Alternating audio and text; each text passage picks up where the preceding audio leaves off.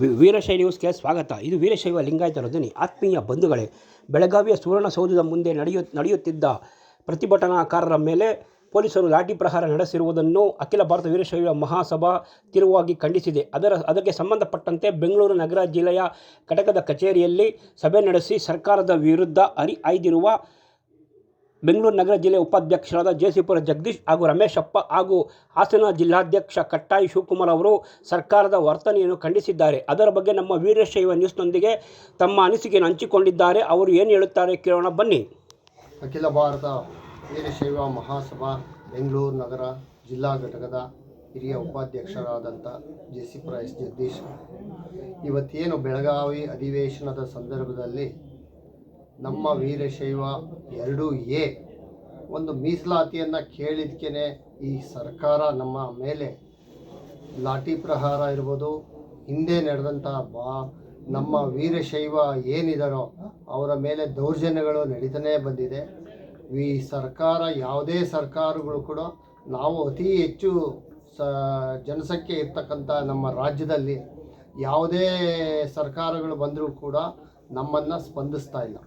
ಅದೇ ರೀತಿಯಾಗಿ ನಿನ್ನೆ ನಡೆದಂಥ ನಮ್ಮ ಸಮಾಜ ಬಾಂಧವರ ಮೇಲೆ ಭಾಳ ಹೀನಾಯವಾಗಿ ಕಂಡಿದ್ದಾರೆ.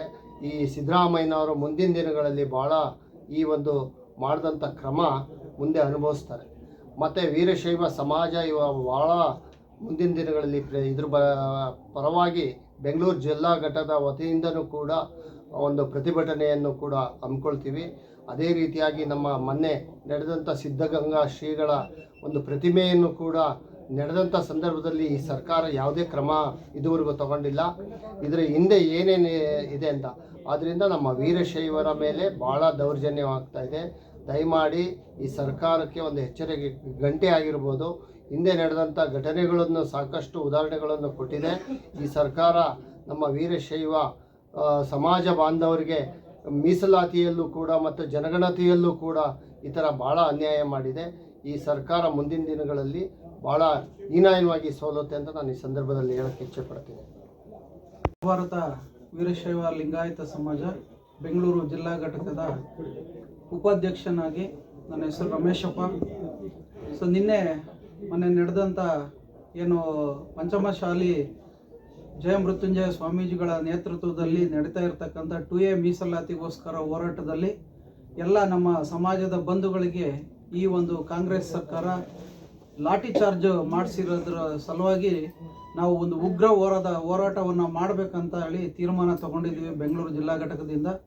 ಅದೇ ರೀತಿ ನಮ್ಮ ಜಿಲ್ಲಾ ಅಧ್ಯಕ್ಷರ ಗುರುಸ್ವಾಮಿಯವರು, ಮೃತ್ಯುಂಜಯ ಸ್ವಾಮಿಯವರು, ಜೆಸಿಪುರ ಜಗದೀಶ್ ಅವರು ಮತ್ತು ನಮ್ಮೆಲ್ಲರ ನೇತೃತ್ವದಲ್ಲಿ ಇವತ್ತು ಸಹಸ್ರಾರು ಸಂಖ್ಯೆಯಲ್ಲಿ ಇವತ್ತು ಮಹಾಸಭಾ ಜಿಲ್ಲಾ ಘಟಕದ ಒಂದು ಸಭೆಯಲ್ಲಿ ನಾವು ಮುಂದಿನ ದಿನಗಳಲ್ಲಿ ಇವತ್ತೇನು ಪಂಚಮಶಾಲಿ ಸಮಾಜ ಅದು ಕೂಡ ನಮ್ಮ ಸಮಾಜನೇ, ಆ ಒಂದು ಸಮಾಜದ ಬಾಂಧವರ ಮೇಲೆ ಲಾಠಿ ಚಾರ್ಜ್ ಮಾಡಿರ್ತಕ್ಕಂಥದ್ದು ಉಗ್ರವಾಗಿ ನಾವು ಮುಂದಿನ ದಿನಗಳಲ್ಲಿ ಖಂಡಿಸ್ತೇವೆ.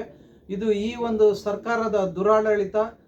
ಇದರಿಂದ ನಾವು ನಿಜವಾಗ್ಲೂ ನಾವು ಬೆಂಗಳೂರು ಜಿಲ್ಲಾ ಘಟಕದಿಂದ ಮುಂದಿನ ದಿನಗಳಲ್ಲಿ ಸಾವಿರಾರು ಜನ ನಾವು ಸೇರಿಸಿ ಇದೇ ರೀತಿ ಮುಂದುವರೆದ್ರೆ ಒಂದು ಉಗ್ರವಾದ ಹೋರಾಟವನ್ನು ಮಾಡಬೇಕಂತೇಳಿ ಈ ದಿನ ನಮ್ಮ ಸಭೆಯಲ್ಲಿ ನಿರ್ಣಯ ಮಾಡಿದ್ದೀವಿ.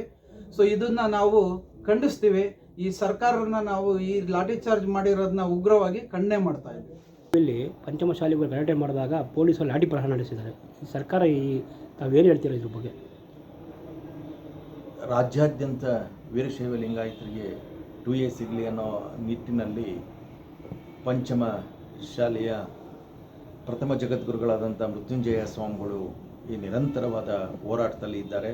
ಅವರು ಕಳೆದ 10 ವರ್ಷದಿಂದಲೂ ಸಹ ಇಡೀ ರಾಜ್ಯಾದ್ಯಂತ ಎಲ್ಲ ಜಿಲ್ಲೆಗಳಿಗೂ ಸಹ ಭೇಟಿ ನೀಡಿದ್ದಾರೆ ಮತ್ತು ಎಲ್ಲ ಸಮಾಜದ ಪ್ರಮುಖರನ್ನು ಸಹ ಭೇಟಿ ಮಾಡಿ ಅಲ್ಲಲ್ಲೇ ಸಭೆಗಳನ್ನು ನಡೆಸಿದ್ದಾರೆ. ಅದೇ ರೀತಿ ಸಹ ಹಾಸನ ಜಿಲ್ಲೆಗೂ ಸಹ ಆಗಮಿಸಿದರು. ಅವರು ಏನು ಪಂಚಮಸಾಲಿಯ ಜೊತೆಯಲ್ಲಿ ಗೌಡಲಿಂಗಾಯತರುಗಳಿಗೂ ಸಹ ಮತ್ತು ಇತರೆ ಎಲ್ಲ ಏನು ವೀರಶೈವ ಲಿಂಗಾಯತ ಸಮಾಜದವರಿಗೆ 2A ಸಿಗಲಿ ಅನ್ನೋ ಅಭಿಪ್ರಾಯದಲ್ಲಿ ಹೋರಾಟ ನಡೆಸುತ್ತಿರುವ ಹಿನ್ನೆಲೆಯಲ್ಲಿ ಮೊನ್ನೆ ಬೆಳಗಾವಿನಲ್ಲಿ ಅವರ ಸೇರಿದಂಥ ಅಲ್ಲಿಯ ಎಲ್ಲ ರೈತರ ಮೇಲೆ ಲಾಠಿ ಚಾರ್ಜ್ ನಡೆದಿದೆ. ಪಂಚಮಶಾಲಿಯ ಗುರುಗಳ ಅವರಿಗೂ ಸಹ ತೇಜೋವಧನೆಯನ್ನು ನಡೆಯುವಂಥ ಕೆಲಸ ಅದಾಗಿದೆ. ಸರ್ಕಾರ ಈ ಕೆಲಸವನ್ನು ಮಾಡಿರೋದು ತುಂಬ ಖಂಡನೀಯವಾಗಿದೆ. ಇದನ್ನು ನಾನು ಹಾಸನ ತಾಲೂಕು ಅಖಿಲ ಭಾರತ ವೀರಶೈವ ಮಹಾಸಭಾದ ಅಧ್ಯಕ್ಷನಾಗಿ ತೀವ್ರವಾಗಿ ಖಂಡಿಸ್ತೇನೆ.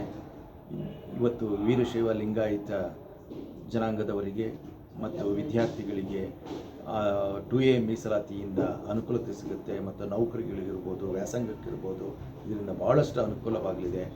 ಪ್ರಥಮ ಜಗದ್ಗುರುಗಳಾದಂಥ ಮೃತ್ಯುಂಜಯ ಸ್ವಾಮಿಗಳು ಕೈಗೊಂಡಿರುವಂಥ ಈ ಕಾರ್ಯ ನಮಗೆ ಯಶಸ್ವಿಯಾಗಬೇಕು. ಸರ್ಕಾರ ಕೂಡಲೇ 2A ಮೀಸಲಾತಿಯನ್ನು ಕೊಡಿಸ್ಕೊಡ್ಬೇಕು ಅಂತ ಈ ಸಂದರ್ಭದಲ್ಲಿ ಒತ್ತಾಯ ಮಾಡ್ತೇನೆ.